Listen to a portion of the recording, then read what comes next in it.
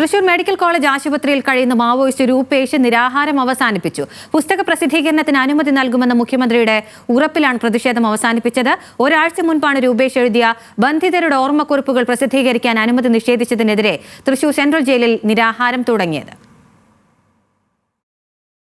Thrissur central ജയിലിൽ തടവിൽ കഴിയുന്ന മാവോയിസ്റ്റ് രൂപേഷ് എഴുതിയ ബന്ധിതരുടെ ഓർമ്മക്കുറിപ്പുകൾ എന്ന നോവൽ പ്രസിദ്ധീകരിക്കാൻ അനുമതി നൽകുമെന്നാണ് മുഖ്യമന്ത്രി വീണ്ടും ഉറപ്പു നൽകിയത്.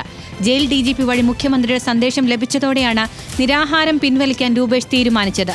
ചൊവ്വാഴ്ചയ്ക്കുള്ളിൽ പുസ്തക പ്രസിദ്ധീകരണത്തിന് അനുമതി നൽകുമെന്നും മുഖ്യമന്ത്രി അറിയിച്ചു. രൂപേഷിനെ കാണാനോ നിയമസഹായം നൽകാനോ ജയിൽ അധികൃതർ അനുവദിക്കുന്നില്ല എന്ന ന്യൂസ് മലയാളം വാർത്തയ്ക്ക് പിന്നാലെയാണ് തീരുമാനം.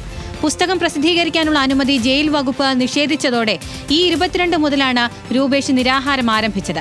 ആരോഗ്യസ്ഥിതി മോശമായതോടെ 27-ന് രൂപേഷിനെ തൃശൂർ മെഡിക്കൽ കോളേജിലേക്ക് മാറ്റി. നിയമസഹായത്തിനായി വക്കാലത്ത് ഒപ്പിട്ട് വാങ്ങാൻ ഇന്നലെ ജയിലിലെത്തിയ സുഹൃത്തുക്കൾക്ക് അനുമതി നിഷേധിച്ചുവെന്നാണ് പരാതി ഉയർന്നത്. ഇത് കടുത്ത മനുഷ്യാവകാശ ലംഘനവും ജയിൽ നിയമനങ്ങളുടെ ലംഘനവുമാണെന്നാണ് ആരോപണം.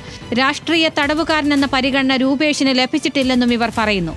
നോവൽ എഴുതി പൂർത്തിയായതോടെ പുസ്തകം പ്രസിദ്ധീകരിക്കുന്നതിന് അനുമതി തേടി രൂപേഷിന്റെ ഭാര്യയും സുഹൃത്തുക്കളും മാർച്ച് 22-ന് മുഖ്യമന്ത്രിയെ നേരിട്ട് കണ്ടിരുന്നു.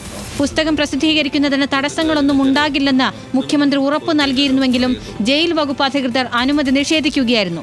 പിന്നാലെയാണ് രൂപേഷ് ജയിലിൽ നിരാഹാരം ആരംഭിച്ചത്. തൃശൂർ മെഡിക്കൽ കോളേജിലേക്ക് മാറ്റിയ രൂപേഷിന് മഞ്ഞപ്പിത്തവും ബാധിച്ചിട്ടുണ്ട്. എന്നാൽ രോഗിയായ ഒരാൾക്ക് ലഭിക്കേണ്ട പരിഗണനയും നിയമസഹായത്തിനുള്ള അർഹതയും ജയിൽ അധികൃതരുടെ നടപടിയെ തുടർന്ന് ഇല്ലാതാവുകയാണെന്നും ബന്ധുക്കളും സുഹൃത്തുക്കളും ആരോപിക്കുന്നു.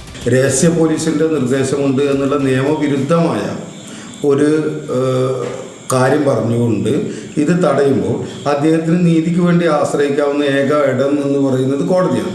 കോടതിയെ സമീപിക്കുന്നത് തടയുന്നതിന് വേണ്ടി ആണ് ഈ സമീപനം സ്വീകരിച്ചത്. അതേസമയം രഹസ്യാന്വേഷണ വിഭാഗത്തിന്റെ കത്ത് അടിസ്ഥാനമാക്കിയാണ് സുഹൃത്തുക്കൾക്ക് കാണാനുള്ള അനുമതി നിഷേധിച്ചതെന്നും ബന്ധുക്കൾ ആരും എത്തിയിരുന്നില്ലെന്നുമാണ് ജയിൽ സൂപ്രണ്ട് നൽകുന്ന വിശദീകരണം. ന്യൂസ് മലയാളം, തൃശൂർ.